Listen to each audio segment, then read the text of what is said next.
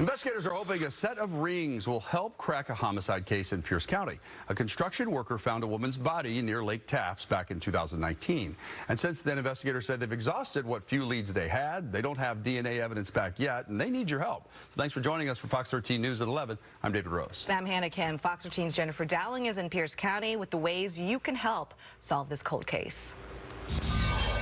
Detectives say so far DNA hasn't turned up any matches, and they're hoping that someone will recognize her jewelry so that they can figure out who she is and who may have dumped her in that empty lot. Given the way that they were found, we immediately believe this is a homicide. These are the images that were taken 4 years ago after a woman's remains were discovered in a yard waste bin near Lake Tapps. Workers uncovered them while clearing brush and debris from an old mobile home lot to make way for new homes. The guy operating the excavator found a blue recycle bin that you have at your house. The sheriff's department says the worker broke open the bin after seeing the lid was screwed shut. They opened it up with the excavator and dumped out the contents.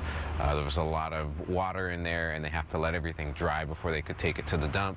When they came back the next day, he looked and saw a blanket that had duct tape around it on one end, and it appeared to look like the shape of a body. This was the blanket. When the worker opened it, the woman's bones fell out, so he called 911. It's just really amazing that he took the time to even check and just had that feeling that something wasn't right, because if he just went about, I gotta get this done, and doesn't care to pay attention, we don't find this person. This was the clothing that the woman was wearing. Detectives say she also had dentures. She was wearing some secondhand clothing, we believe. Several unique rings were also recovered. These rings seem like maybe they had some value at one time.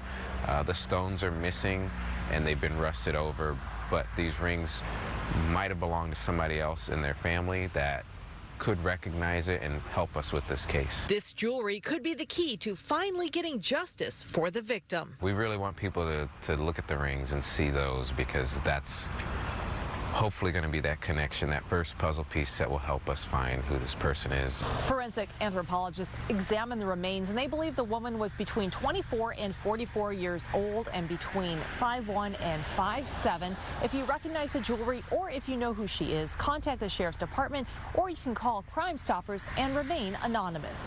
Reporting from Bonnie Lake, Jennifer Dowling, Fox 13 News.